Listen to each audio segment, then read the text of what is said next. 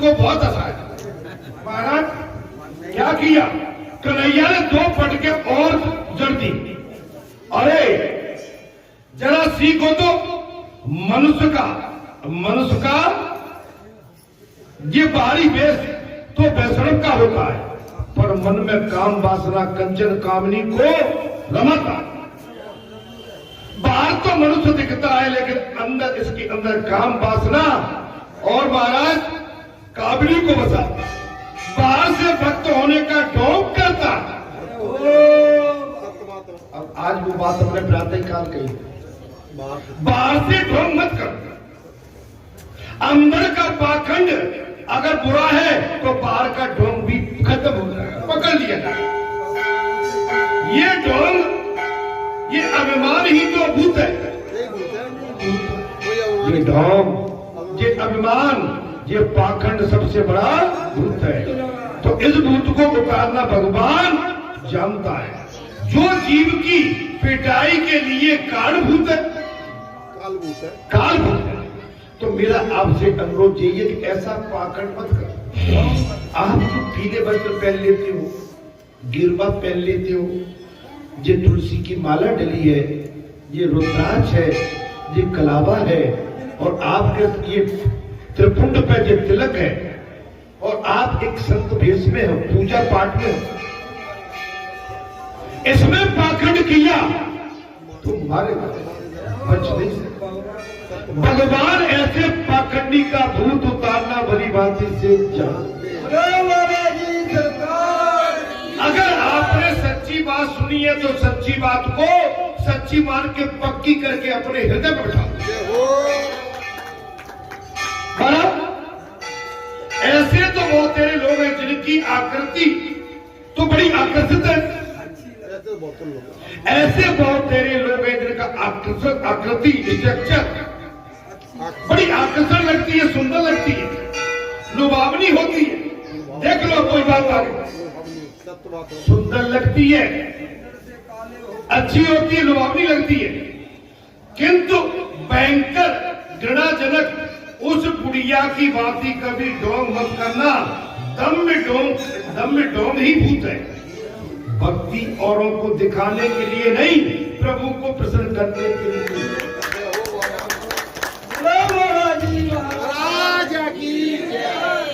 भक्ति औरों को दिखाने के लिए नहीं, भगवान को प्रसन्न करने के लिए भक्ति की जाती है। बूढ़े भैया चलो आ तो गए, नए साल में पहली बार आए। हम तो देखते रहते हैं सब, तुम्हारा नाम ले दिया, इसमें चला गया। बूढ़े भैया कौन है? प्रभु को प्रसन्न करने के लिए करनी है। कई लोग ज्ञान और भक्ति का जितना ढोंग करते हैं उतने ही वे अंदर से खोखले होते हैं। दिखावा ज्यादा, अंदर से कुछ नहीं है, खोखले होते। श्री किरण तो अंतर्यामी है, भगवान श्री किरण तो अंतर्यामी है, उनसे कोई बात छिपी नहीं रह सकती। बोलो बालाजी महाराज की जय। चाहे सरोवर में नहाओ, बाथरूम में नहाओ, चाहे घर के कमरे में बंद में रहो, भीतर रहो, पाखंड करो, इसकी करो, उसकी करो, निंदा करो, परनिंदा करो, और तुम और करो, और कहीं कुछ भी करो, लेकिन भगवान आपके हमारे सब नेचर को देख रहे हैं। उनके पास ऊपर सब जा रहा है, सब जा रहा है। अगर इससे बचना है तो सावधान रहो। जय श्री राम करो। रासलीला के 3 सिद्धांत है, इसमें गोपी के शरीर के साथ कुछ लेना देना नहीं होता। इसमें गोपियों के शरीर के साथ कोई लेना देना नहीं, इसमें लौकिक काम भी नहीं। ये साधारण स्त्री पुरुष नहीं, जीव और ईश्वर का मिलन है।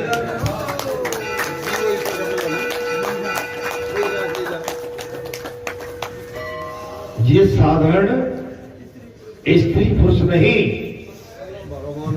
जीव और ईश्वर का मिलन है। शुद्ध जीव का ब्रह्म के साथ विलास ही रास है। शुद्ध जीव का मिलन ईश्वर के साथ मिलन वही रास, वही रास है। शुद्ध जीव का अर्थ है माया के आवरण से रहित जीव, वही शुद्ध जीव। अब मैंने आज प्रातःकाल कही थी रुपया कमा लो, खेत बना लो, अब मैं करूं क्या, कोठी बना लो, कार बना लो, सब बना लो, लेकिन जो तुम्हारे हमारे कोई काम आने वाला नहीं है, बनाना तो पड़ेगा। जब संसार में आए हैं और जीवन है, बाल बच्चे पैदा किए हैं, तो कुछ तो बनाना पड़ेगा, लेकिन कुछ से अधिक मत बनाओ। देखिए, कम कमाना अपने लिए और ज्यादा कमाना दूसरों के लिए। समझो, जे आप इस समय इसकी मेड़ तोड़ के सरकारी भूमि को कब्जे में करके उसको परेशान करके इसकी लूट करके उसकी खसोट करके, और ये फार्म हाउस कोई स्विट्जरलैंड में, कोई अमेरिका में, कोई फ्रांस में, कोई जर्मनी में, महाराज कोई ऑस्ट्रेलिया में, ये लगे इससे कुछ बनना बिगड़ना नहीं है। ये सब विनाशकारी है। आप जितना जोड़ोगे उतना आपके लिए परेशानी, आप जितने पैर पसारोगे उतनी परेशानी। आप सीमा में रहोगे तो सीताराम से मिले रहोगे, और सीमा से बाहर गए तो सीताराम से दूर हो जाएंगे। आप जितने संसाधन इकट्ठे करोगे, आप उनके गुणा भाग में, उनके बचाव में, परख में, निरख में, बचाने में, करने में लगे रहोगे, भगवान का भजन कब करोगे? नहीं कर पाए। भगवान का जीव, ऐसे जीव का ही ब्रह्म से मिलन होता। सुखदेव भगवान कहते हैं इस लीला का चिंतन करना अनुकरण नहीं, श्रृंगार और करुणा रस का ऐक्स सिद्ध करना ध्यान रूप से आवश्यक है। पुजारी, पति के वियोग में छटपटाती पत्नी की भांति ईश्वर के वियोग में जीव छटपटा तो भक्ति आएगी। जो पत्नी के वियोग में पत्नी परेशान छटपटाती है, इसी प्रकार यदि भगवान के वियोग में जीव छटपटाएगा तो ईश्वर मिलन हो जाएगा। ऐसा बताना ही रास लीला का अर्थात भाव। ठाकुर जी के विरह में जिसकी काया तृप्त नहीं हुई उसे वे मिल नहीं पाता। ठाकुर जी के विरह में जिसकी काया कल्प नहीं, उससे ईश्वर कभी मिल नहीं पाते। जैसे आकुलता का यथार्थ वर्णन करने के लिए श्रृंगार रस का आश्रय लिया गया है। महाराज, श्रृंगार रस का रास में आत्मा और परमात्मा का निर्लेप किया गया है। निर्विकार मिलन भगवान श्री कृष्ण की काम व्यंजन लीला है। और शरद ऋतु की पूर्णिमा की रात आ गई। रास लीला काम नहीं, विजय लीला है। वो तो काम विजय की लीला है। श्री कृष्ण के पास काम जा ही नहीं सकता। इस समय वाला ये धाम के प्रांगण में बैठे हो, काम आ रहा है? कोई यहाँ से निकलने के बाद मुझे सब ऐसे लगते जैसे बेहोश हो गए। सबको लगता है कि क्या करें, कौन सा काम पकड़े घर का, और जब बाबा कब सर के तो हम हो आई नहीं, मेरे को कोई कहना नहीं, मुझे आसानी की सब कुछ करे। अगर बाबा बैठा रहेगा तो हम फिर बैठा। टाइम होता है सब चीज का। लौकिक का आह्वान होने पर भी ये काम बेकार रहता है। श्रीधर स्वामी इसे काम विजय की लीला कहते हैं। श्री कृष्ण कोई सामान्य देव नहीं है, साक्षात परमात्मा है। भगवान श्री कृष्ण कोई सामान्य देव नहीं है, स्वयं परमात्मा है। उन्होंने अपनी लीलाओं के द्वारा देवों का पराभव किया।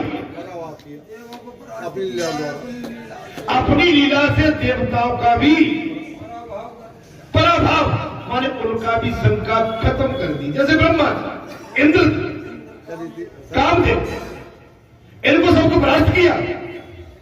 बाल लीला में ब्रह्म का गर्भ, महाराज बाल लीला में ब्रह्मा का गर्भ उतार दिया और ब्रह्मा से ही उन्होंने कहा आप पंच महाभूत के सारे जगत का निर्माण करते हैं।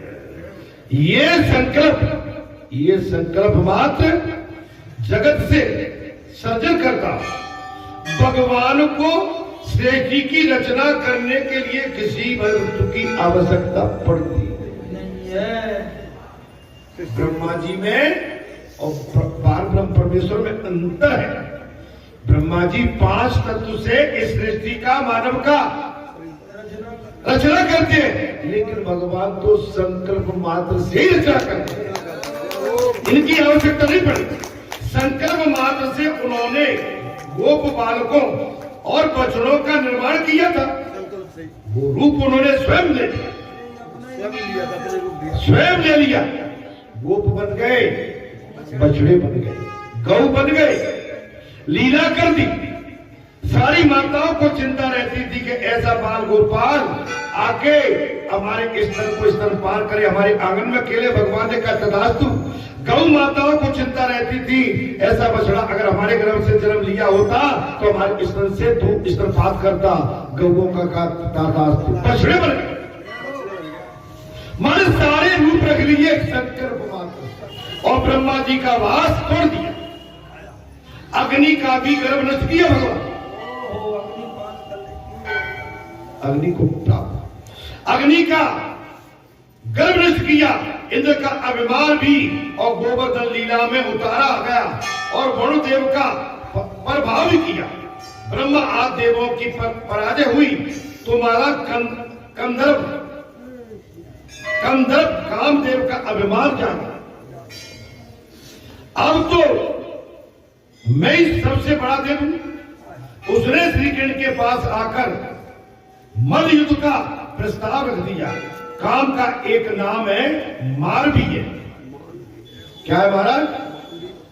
मार। काम का एक नाम है मार भी है। उसे सभी मारते मारते। श्री कृष्ण ने कामदेव से पूछा, शिव जी ने तुम्हें वशीभूत कर दिया था, वो क्या भूल गया तू?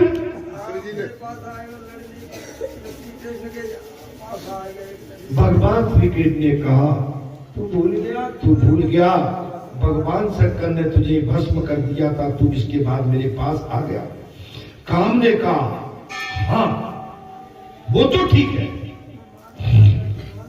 मुझसे जरा गड़बड़ हो गई थी। शिवजी समाधि स्थिति में थे और तेजों में ब्रह्म का चिंतन कर रहे थे। उस समय मैं उनसे लड़ने गया तो वे जल में चले गए। ये कोई विशेष बात नहीं है। भगवान श्री कृष्ण राम अवतार में भी तो तू हार गया था। भगवान श्री कृष्ण ने कहा काम से, राम अवतार में भी तो तू हार गया था। कामदेव बोला आपने उस अवतार में मर्यादा का अतिशय पालन करके मुझे हरवाया था। मर्यादा का पालन क्या हो? आपने कहा था कि उस समय तुमने मर्यादा का पालन करके ही हराया था। जीव यदि मर्यादा का पालन करे तो काम को साधारण जीव भी मार सकता है। जीव यदि मर्यादा का पालन करे तो साधारण जीव भी काम को मार सकता है। मर्यादा पुरुषोत्तम राम किसी पराई स्त्री की ओर कभी दृष्टि तक नहीं डालते थे। मर्यादा पुरुषोत्तम भगवान श्री राम किसी पराई स्त्री की ओर अपनी दृष्टि तक नहीं डालते थे। वे हमेशा धनुष बाण से सज्जित रहते थे। माने अपनी कर्म भूमि में हमेशा सचेत रहे। फिर वे चाहे द्वारका रण में हो, चाहे सीता के पास ही, चाहे कोई स्वर्ण सिंहासन पर हो, धनुष ज्ञान का स्वरूप और बाण विवेक का और ज्ञान है। बाण क्या है? विवेक का ज्ञान महाराज। और विवेक से हमेशा सचेत रहना। विवेक से अब बात आ गई, विवेक से हमेशा सावधान विवेक को हमेशा अपने पास रखिए, बचेगा। आपने विवेक खोया, अब आप सभी किसी न किसी चक्कर में फंसे। विवेक, आप अपने विवेक को हमेशा सजग रखिए, अन्यथा काम रावण सिर पर आके चढ़ जाएगा। और श्री कृष्ण तो अब तेरी इच्छा क्या है बता। भगवान श्री कृष्ण ने कहा अब तेरी इच्छा क्या है तू बता तो दे। तब कामदेव ने 8 सकल अवतार में तो किसी भी मर्यादा का पालन करते नहीं है, और वृंदावन की युवतियों के साथ विहार किया करते हो। कामदेव कह रहा आप किसी मर्यादा का पालन नहीं करते हो, वृंदावन की युवतियों के साथ आप विहार किया करते हो। मैं चाहता हूं कि आप पर मैं तीर चलाऊं। यदि आप निर्विकारी रहेंगे तो विजय आपकी रहेगी, और कामधीन होंगे तो विजय मेरी होगी।